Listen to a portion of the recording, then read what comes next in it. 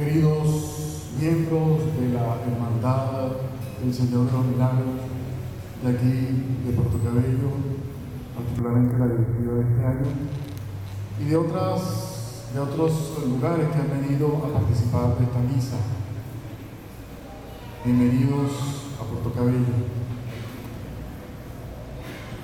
Queridos miembros de los diversos grupos parroquiales, movimientos, comunidades, asociaciones de esta parroquia de la Caridad, hermanos y hermanas en el Señor.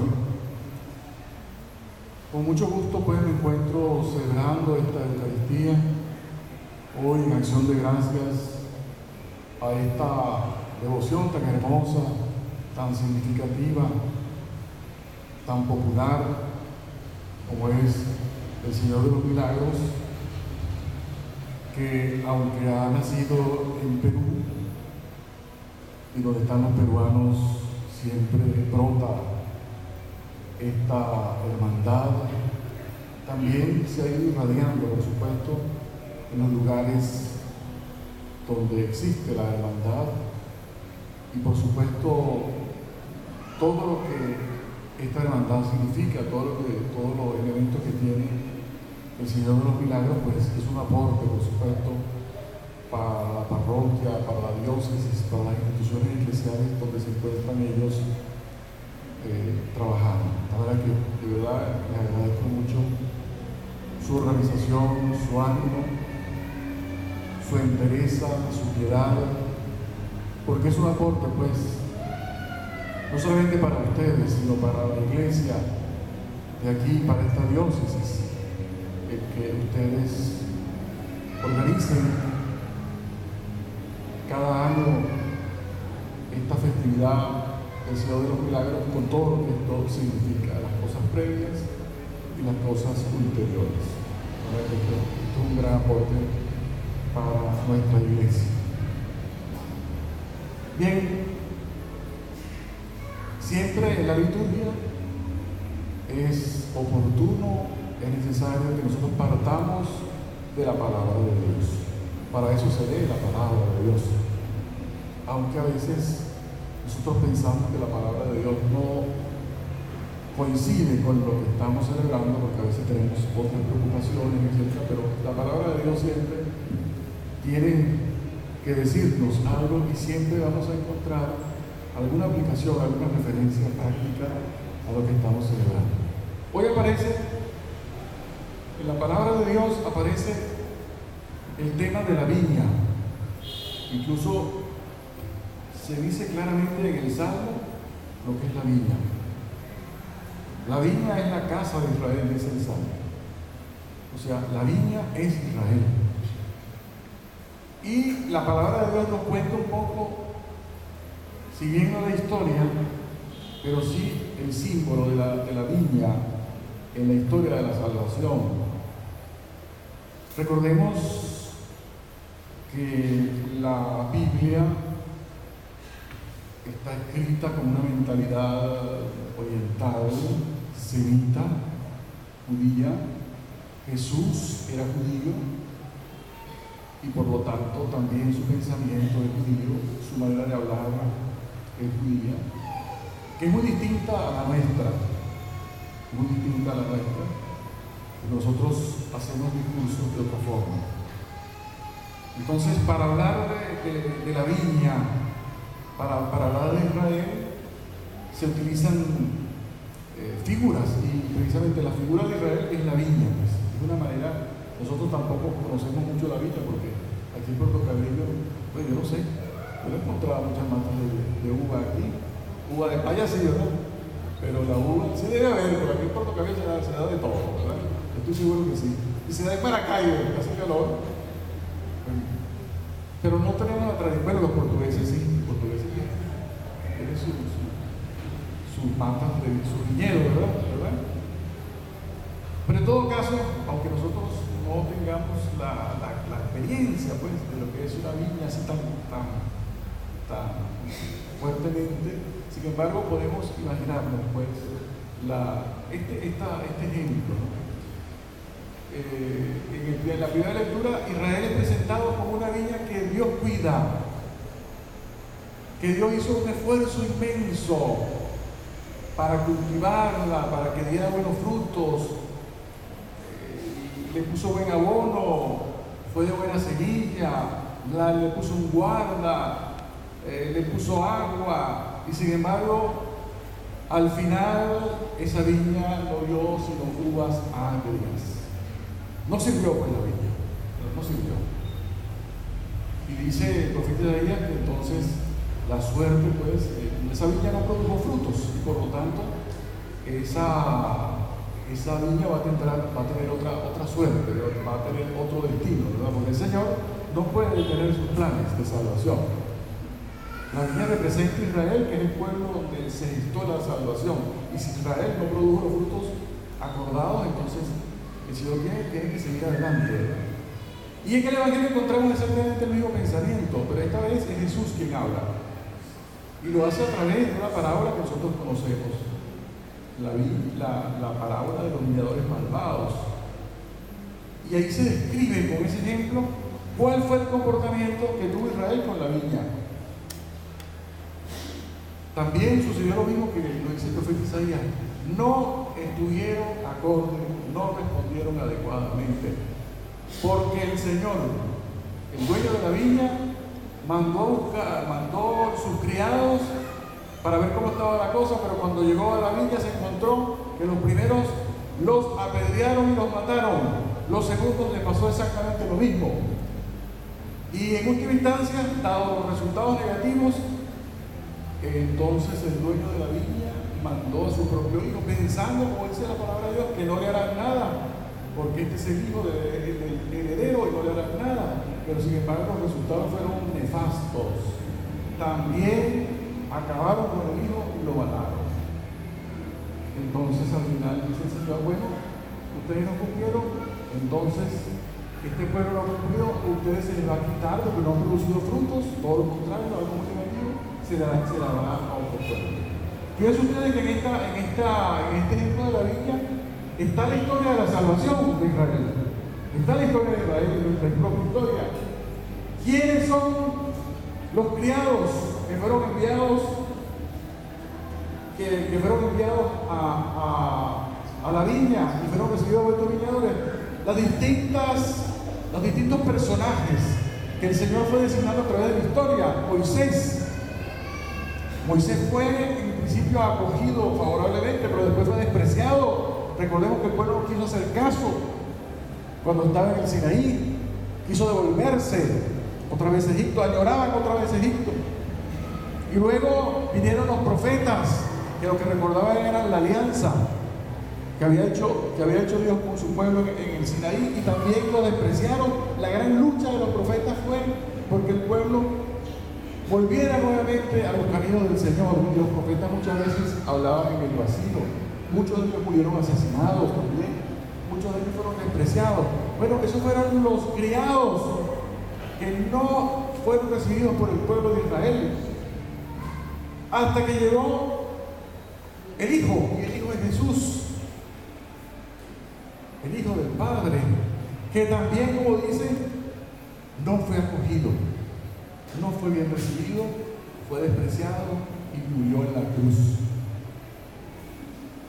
Entonces, todo el esfuerzo que el Señor hizo, tanto en Israel como ese primer esfuerzo que él hizo de construir su primera comunidad, fue un fracaso total, porque no aceptaron ni a los criados del pasado, ni lo aceptaron al mismo, al propio Jesús no lo aceptaron.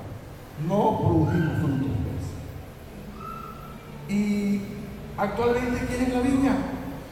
La viña era Israel, como dice el Salmo, la viña es la casa de Israel. Actualmente la viña es la iglesia, es el nuevo Israel, el nuevo pueblo de Dios.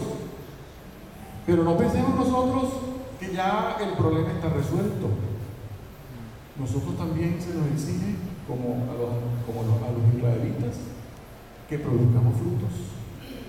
Y entonces nosotros podemos tener el mismo comportamiento de los viñadores malvados. Cuando nosotros pecamos, cuando nosotros somos egoístas, nosotros matamos a los criados. El Viernes Santo, que nosotros lo hacemos con mucha devoción, no es solamente el recordatorio que Cristo murió en la cruz y le echamos la culpa a los judíos. Nosotros, el Viernes Santo, recordamos nuestro propio pecado. Quien mató a Jesús no fueron los judíos, lo matamos nosotros mismos todos los días con el pecado, con nuestra indiferencia, con nuestra soberbia. Nosotros somos los criados malos, que no obedecemos la palabra de Dios. Somos los criados que queremos seguir haciendo lo que nos da la gana. Somos los criados que no obedecemos. No tenemos que culpar a los judíos, tenemos que culparnos a nosotros mismos de todos los males. Entonces, hermanos, de verdad, ese es el sentido que tiene esta parábola. Es un ejemplo, no son conceptos, no es un discurso conceptual que el Señor hace para decirnos que hay que producir frutos, sino que es un ejemplo tomado de la vida real de una viña para decirnos que nosotros tenemos que producir frutos, porque hasta ahora no hemos producido frutos. Todo lo que se nos ha entregado lo hemos botado, lo hemos perdido, lo hemos malgastado. Todo lo que el Señor nos ha dado lo hemos perdido nosotros. Hasta la gracia que el Señor tiene por habernos dado su vida en la cruz, muchas veces la malbaratamos por nuestro pecado, por nuestra soberbia, con nuestros vicios, por nuestra corrupción, etc. Eso es lo que nos quiere decir el Señor. Y es muy importante, hermanos, la última parte de la parábola es muy fuerte. Yo diría que esta es como hasta amenazador. Dice: si ustedes que se les ha entregado esto no producen fruto, se les dará a otro pueblo. Fíjense ustedes, nosotros que creíamos que teníamos a Dios agarrado por la chiva, que ya nosotros ya estábamos salvados, que nosotros éramos el pueblo verdadero, pues hermanos, si nosotros no producimos frutos, el Señor tendrá su manera de buscar otro pueblo para que produzca fruto. Israel no estuvo a la altura. La iglesia puede no estar a la altura. El nuevo pueblo de Dios. Y como dice el Papa Juan Pablo II en muchos de sus discursos, los pobres no pueden seguir esperando. Fíjense ustedes, los pobres no pueden seguir esperando. Y cuando él habla de pobres, no se refiere solamente al que le falta el alimento, al que le falta la vivienda. También el pobre es aquel que le falta la palabra de Dios. Dice, no pueden seguir esperando. Nosotros no podemos esperar a despertarnos para llevar la palabra de Dios a tantos ambientes, a tantos jóvenes, a tantas comunidades, a tantos sectores que están sedientos de la palabra de Dios. Cuánta corrupción, cuántos vicios, cuánta flojera, cuánta maldad hay allí, porque no hemos predicado adecuadamente a Cristo. Entonces nosotros no podemos seguir, los pobres no pueden seguir, el pueblo no puede seguir esperando. Nosotros tenemos que movernos para anunciar la palabra de Dios, porque corremos el riesgo de quedar a un lado.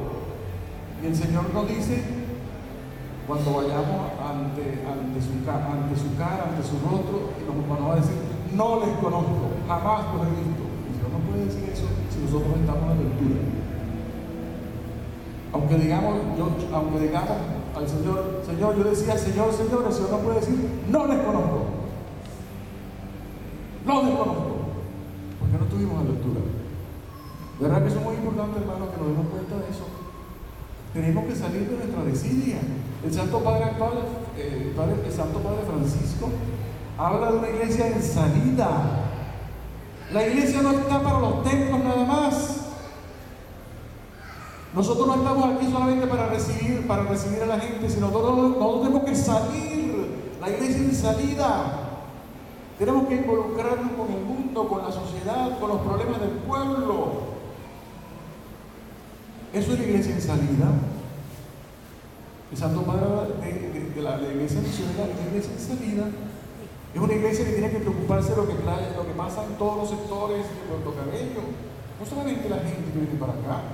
¿Qué pasa en el puerto? ¿Qué pasa en el mercado? ¿Qué pasa en la calle? ¿Qué pasa en las empresas? ¿Qué pasa en las aduanas? ¿Qué pasa con esta enfermedad viral que nos está azotando y que tiene a medio Puerto Cabello enfermo? Tenemos que meternos en esos problemas, hermanos. Para eso estamos. Somos una iglesia en salida, no una iglesia para quedarse con los brazos cruzados esperando viendo las cosas desde lejos. El Santo Padre Francisco dice: prefiero una iglesia herida a una iglesia instalada y a puertas cerradas.